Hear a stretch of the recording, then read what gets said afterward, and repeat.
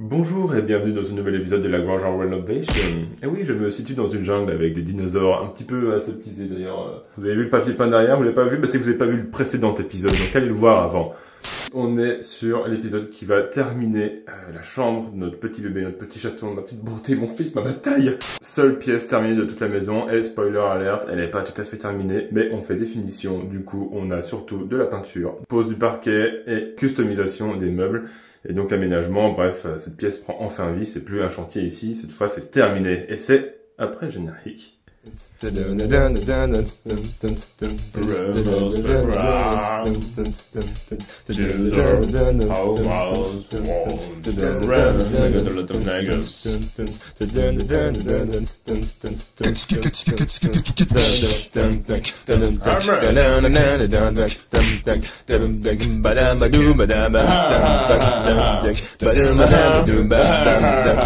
Weather is fine. Mon petit sucre m'a dit qu'elle voulait mettre des couleurs dans cette chambre. Ok, quelle couleur tu veux mettre? Moi j'aime bien le blanc crème et le blanc tout court. Je vais être un beige dad en fait. Du coup mon petit sucre m'a dit ouais mais je me demande si le vert ce serait pas rigolo et tout. Moi j'ai l'impression que le vert c'est un petit peu à la mode en ce moment de nouveau, vert d'eau quoi. Côté nord la lumière elle est un peu plus bleue et du coup la journée je pense que le vert il sera gris moi. En tout cas si vous tenez à votre table en noyer, n'hésitez pas à faire de la chaux dessus. Malgré ces moultes essais de couleurs et de peinture à la chaux et de fixation de la chaux, on va finalement partir sur de la peinture industrielle, mais de bonne qualité. Cette peinture nous a coûté très cher puisque ceci est un second pot, alors qu'on avait besoin que d'un pot. Et pourquoi? Parce que... C'est tellement les boules. Ouais, j'avoue c'est un peu les boules. Est-ce que ça coule encore là? Ça va. Oh putain. Il est 21h10 et j'ai fait la moitié de ce petit seuil arrière de coffre. C'est un peu épuisant. Heureusement, on a différents types de grattoirs. Voilà, c'est un peu un échec quand même.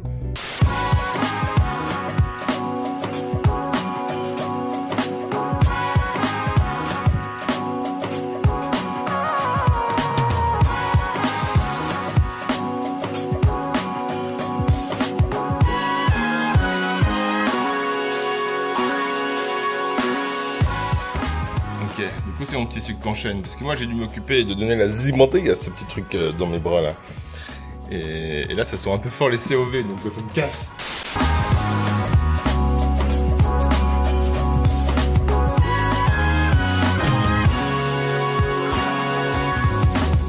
On a pu constater des choses intéressantes, c'est que dans le fond du placard qui est ici, on avait fait un premier essai, on s'est rendu compte de la qualité, parce que cette sous-couche là, c'est quand même celle qui est vendue en grande surface de bricolage, et derrière c'est de la bonne qualité. On voit vraiment la trace du rouleau, ça fait vraiment une épaisseur, hein, ça fait comme s'il y avait un peu d'enduit dedans. Hein. En séchant, bah ça reste comme ça, alors que l'autre on peut avoir des grosses traces, en séchant ça tire, super propre quoi. C'est l'heure de la première couche de peinture. Nous avons choisi une couleur qui s'appelle doigt de fée. Alors allez savoir pourquoi. Qu'est-ce que c'est que ça? Mais c'est du Malevich. Carré blanc sur fond blanc. Le risque des couleurs un peu crème, c'est qu'il faut pas trop non plus que ça ressemble à quelque chose qui a jauni par le temps, qui a jauni à l'idée. Oh, mais et donc regarde, le chien est parfaitement dans les couleurs du Ménez et de la fresque et du chêne de la porte. C'est incroyable. J'ai l'impression que ce sont des couleurs qu'on apprécie. Et là, il peut mépriser la rue entière. Et ceci est notre royaume. Petit chien.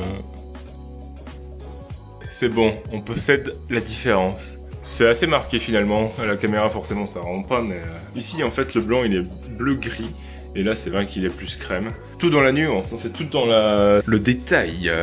Ma que beautiful.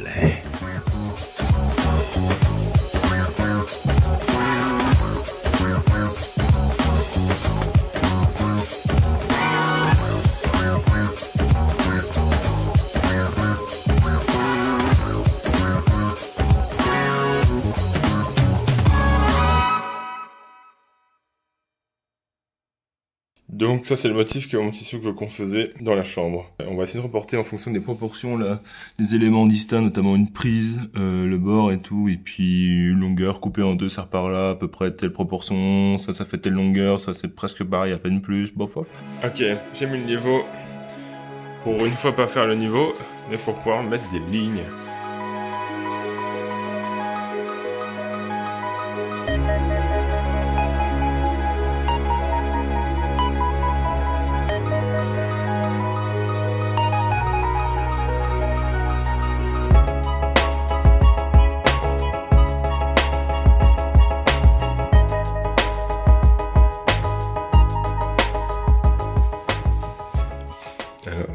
Et de la satisfaisance ou il n'y a pas de satisfaisance? Ah ouais, satisfaisant, c'est parfait.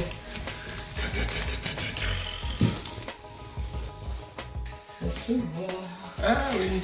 Ah oui, ça se voit plus à la caméra qu'en vrai. Il suffit simplement de mettre des petits coups de jaune et puis c'est bon. C'est rendu absolument Parfait. parfait. Ouais, la technique est celle-ci, il fallait passer un petit coup de pinceau de la même couleur que le blanc là, sous le scotch, pour que si jamais il y a des infiltrations de couleur sous le scotch, ce qui est en fait inévitable, et ben que ça soit le blanc le même que celui-là, donc ça ne se voit pas. T'as attendu que ça sèche, et puis t'as fait ton jaune en 4 couches quand même, et disons la pointe du triangle, c'est magnifique.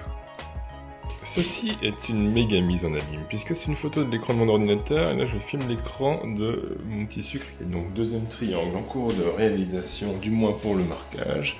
Et là ce sera couleur verte bananier.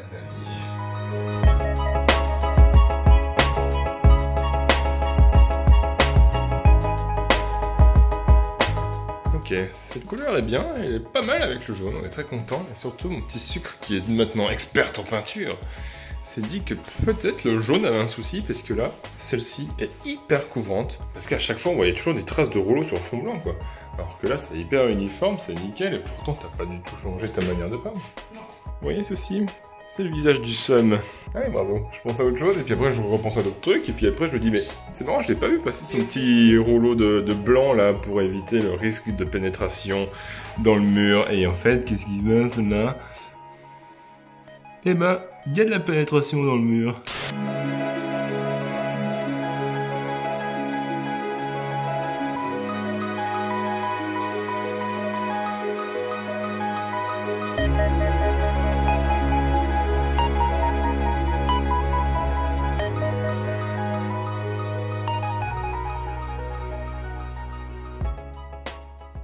Voici le coffre, après quelques heures de frottage.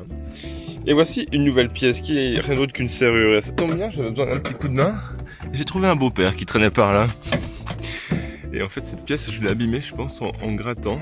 Je frottais avec une brosse quand même assez forte, je me dis en séchant ça va tout coincer. Et en fait ça va pas tant coincé que ça, mais c'est parce que j'ai bien nettoyé. Il y a un truc bizarre qui est ressorti, je crois une petite tige métallique, et donc je pense en fait les casser comme un con. Donc j'ai racheté, donc il y en a quand même pour 60 balles frais de port compris, et du coup pour enlever ça, faut enlever la garniture. Les deux petites vis qui sont là, tu arrêtes. Il y a une petite cosse à rebrancher quand même là sur le côté. Ça goûtait légèrement le coffre ouvert là, et puis la barre de seuil je l'avais posée là en attendant.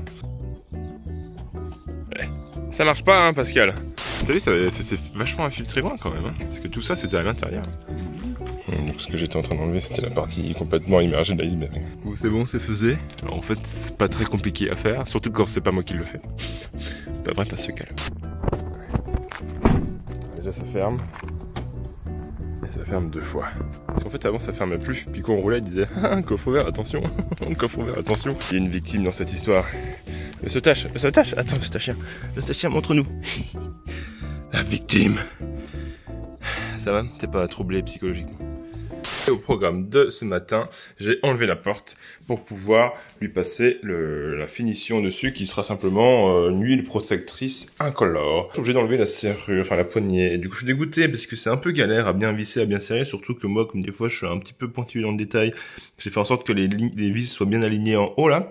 Ça demande un certain niveau de serrage, et en fonction, vu que c'est avec des tournevis plats, et ben ça a vite tendance à sauter quand on visse, et du coup sur quasiment toutes là j'ai des petits pets comme ça, donc je suis un peu deg.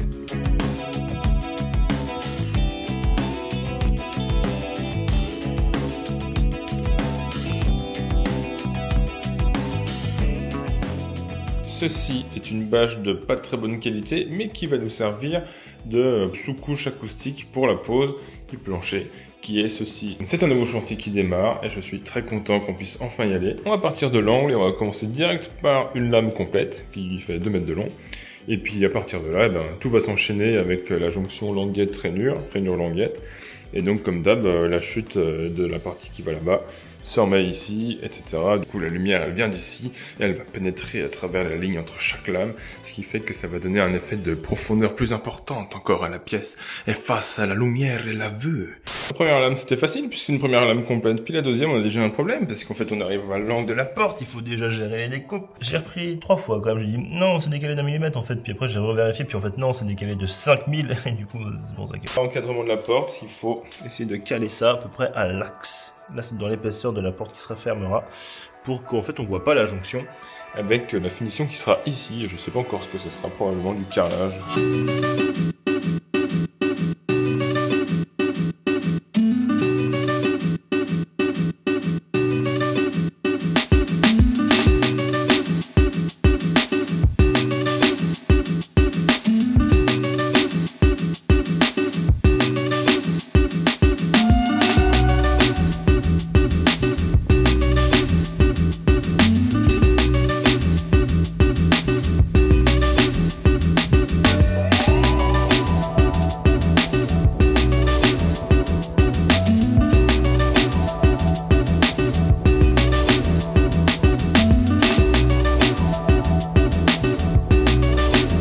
Moment de vérité, maintenant qu'il y a cette porte qui est en attente et que ce plancher est posé, est-ce que j'avais coupé à peu près juste? Eh bien c'est donc un échec, ça ne ferme pas. Sachant que ici ça passe, et là ça passe pas.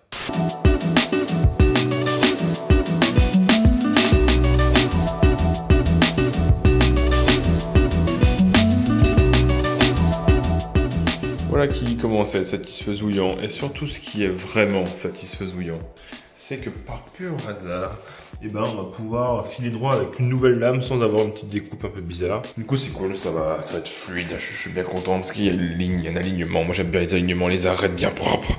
Vu que les deux cloisons s'évasent mais vers l'intérieur, en fait je suis obligé de positionner une lame puis l'autre, les emboîter ensemble et après les positionner contre la rangée d'avant pour pouvoir les fixer parce que sinon il y en a une des deux qui pourra pas rentrer quoi. J'ai retaillé là le dessous de cette porte en vitesse mais c'est encore un petit échec. Vous voyez ceci? C'est ma femme. Vous voyez ce qu'elle est en train de faire? C'est une planche que j'avais déjà mise. Est-ce qu'elle est venue là, genre inspectrice des travaux finis, en disant mais qu'est-ce que c'est que cette lame que tu nous as choisie? Elle est pas belle, regarde-moi une. Il y avait un petit peu de flash sur le bord. Voilà. Ici, en effet, j'avais pas trop constaté, mais ça me choquait pas. Sauf que mon petit sucre, ça la choquait. Du coup, elle me dit, vas-y, mais non, faut l'enlever. Sauf que du coup, pour enlever ça, on est obligé de dévisser celle d'à côté aussi. Bon, sinon ça avance. On va pouvoir enfin poursuivre.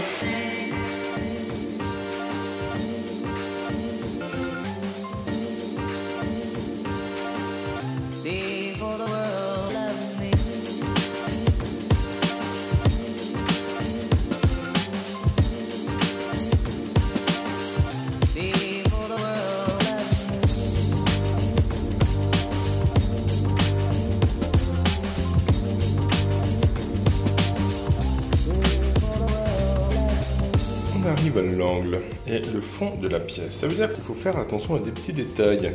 Notamment ici, pour pouvoir positionner cette lame-là. Comment on fait quand là, on a une languette? Il faut venir insérer la rainure. Et ben en fait, si on fait ça, il faut dire qu'il faut beaucoup de marge ici pour venir la pousser et l'enfiler contre. Après, la plainte, c'est pas sûr qu'elle fasse la bonne épaisseur pour pouvoir masquer ce gros trou-là. Il faut péter tout ça. Si je me suis rendu compte que j'ai bien fait du caca et puis après, ça allait un petit peu mieux. Et donc ça permet de la mettre par-dessus comme ça, sans avoir besoin de faire le mouvement de l'enfiler. Et après je vais mettre un petit bout de colle à bois directement sur cette sous-face là. Et je vais mettre des petites vis sur le bord qui seront cachées par les plaintes.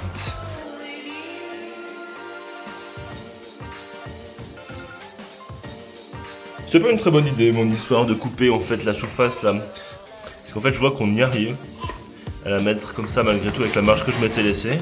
Et en fait le problème c'est que là quand je colle, et ben ça a tendance finalement à pas trop tenir et du coup je suis obligé de mettre quand même des vis ici, donc c'est un peu la cata. Je vais partir en éclaireur avec mon petit bike. Ils ont fait une méga coupe ici, je pense qu'ils vont poser des vignes, c'est plein sud. Et surtout ce qui m'intéresse, ça m'emmène à un endroit où j'ai toujours cherché à aller, c'est-à-dire au pied des méga grandes gorges. Et là-bas, il y a un ruisseau qui coule là. Bon, c'est un peu dans les arbres. Et ce ruisseau, en fait, il fait plein de petites cascades du coup, vu qu'il y a 200 mètres de chute en tout. Hein. C'est super haut comme endroit. Donc là, j'ai qu'une hâte, c'est de charger les batteries de mon drone et de revenir un matin. Parce que là, du coup, ce flanc-là, il est plein est. Donc là, il fait super sombre parce que c'est le soir. Mais le matin, ça peut être que magnifique.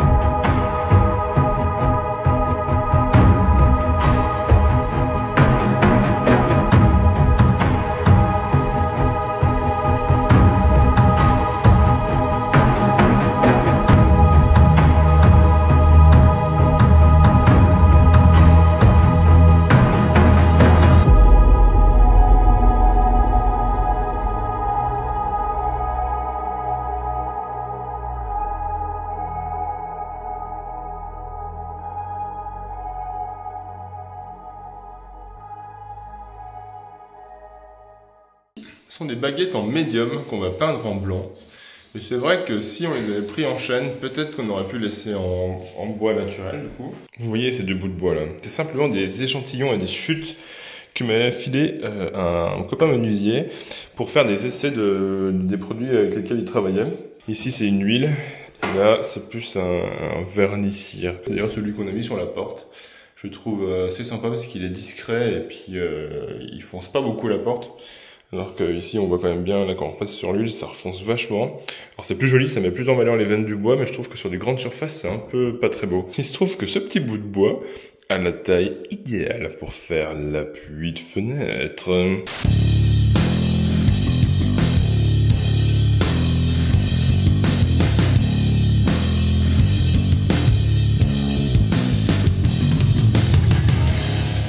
Magnifique, celui qui a pris les côtes est très bon, mais non je rigole. C'est pas du tout bon et que de l'autre côté c'est encore bien pire.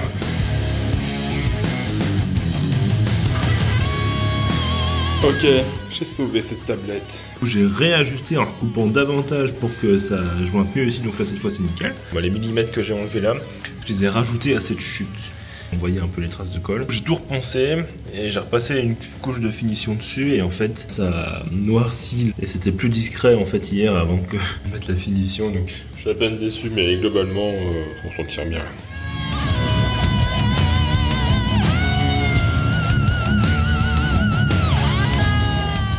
citron de vis se voit pas mal. Donc je vais essayer cette fameuse recette de fabriquer de la pâte à bois avec de la sciure de bois, avec de la colle à bois quelconque.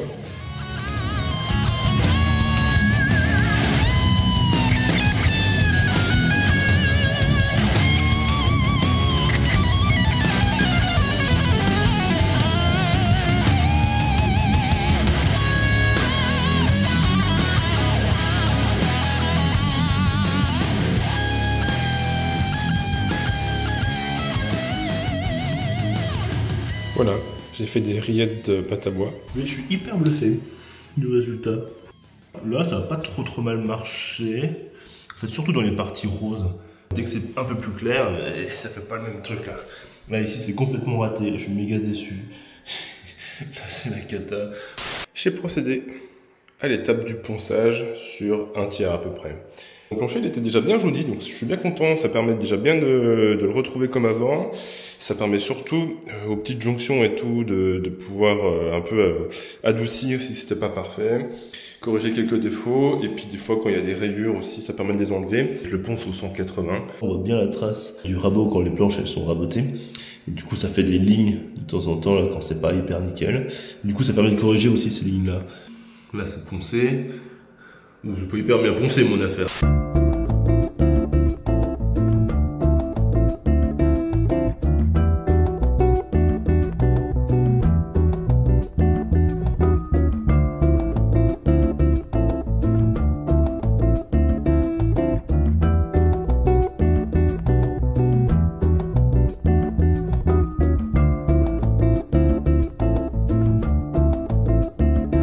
Et la deuxième couche, et je vais passer l'ultime couche, parce que demain on part en vacances, donc il serait peut-être temps de s'y mettre. Et j'ai l'impression de parler dans une cathédrale, vu qu'il n'y a pas de meubles ni de quoi amortir le son ici dans ces pièces plaquées et peintes et lisses. Je suis bien content, c'est très mat, donc là je vais finir, mais ça changera pas beaucoup plus je pense. Bon, je suis en train de m'occuper de mes plaintes, pendant que mon cousin il continue à perforer mon contrefort, mais ça je pense que ce sera pas dans le même épisode. J'ai découvert des petites différences de niveau. Pas incroyable là. Celle-ci qui fait 2,50 m puisque c'est une complète, et ben je vais la réduire et je vais récupérer cette chute pour que la jonction entre les deux qui risque d'être un peu visible se fasse à ce niveau-là. À terme, il y aura un lit de 140. Bon, ça c'est dans longtemps, parce que dans un premier temps, il y aura un lit de bébé, après un lit d'enfant peut-être en 90 de large, et puis un jour un lit plus grand pour un ado, quoi. Il y aura normalement plus de temps un lit ici que là. Je vois vraiment loin dans l'avenir quand même. Hein.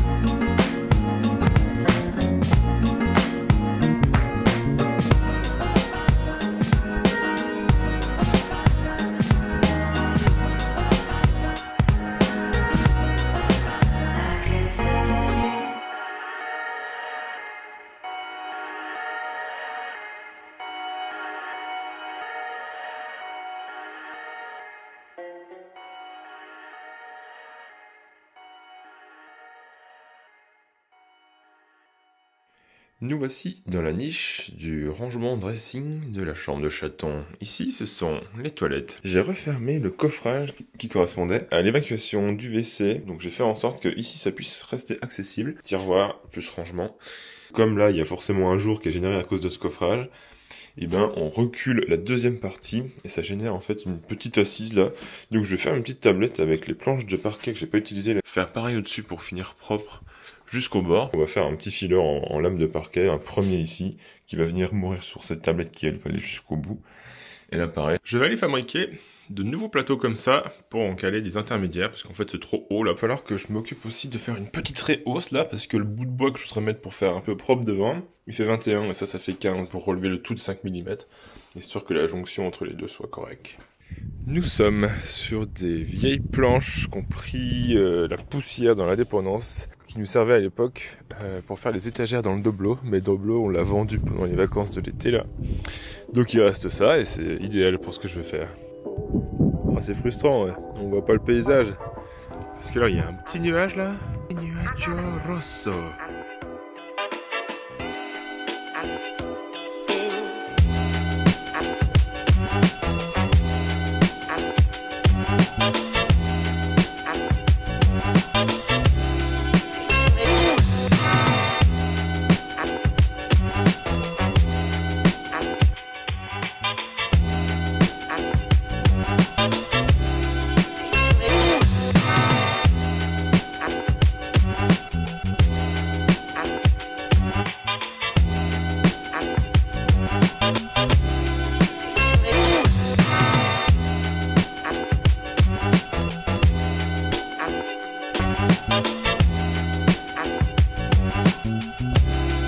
Bon, je me fais engueuler parce que je filme pas assez le travail de sucre. Mais bon, elle galère à mettre des trucs là-haut pour faire la tongue à rideau. Par contre, c'est elle qui a tout monté les caissons de ce meuble. Et forcément, elle l'a fait dans le salon sans penser à prendre de caméra. Donc, on fait beaucoup de choses dans l'ombre, mais elle a fait ça en tout cas.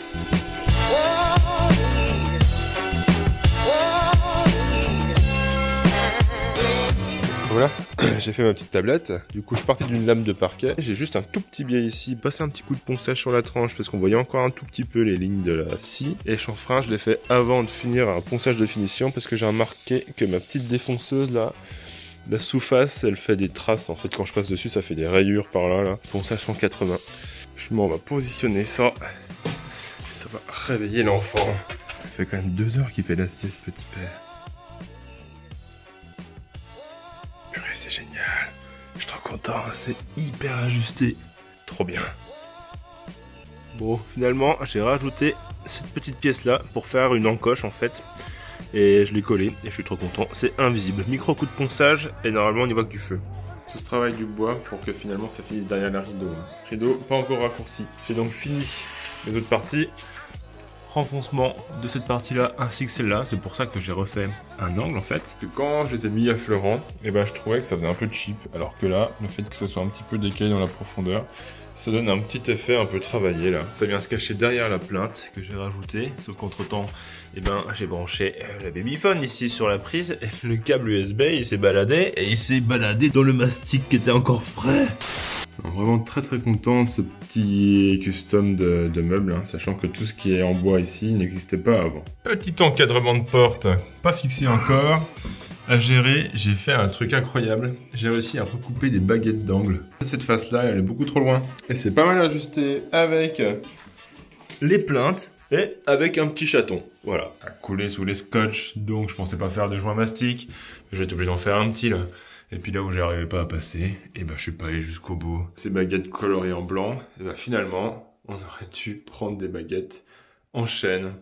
Du coup, on avance pas mal sur ces finitions, il reste plus qu'autour de la fenêtre là, à faire. Et je pense qu'on sera ok.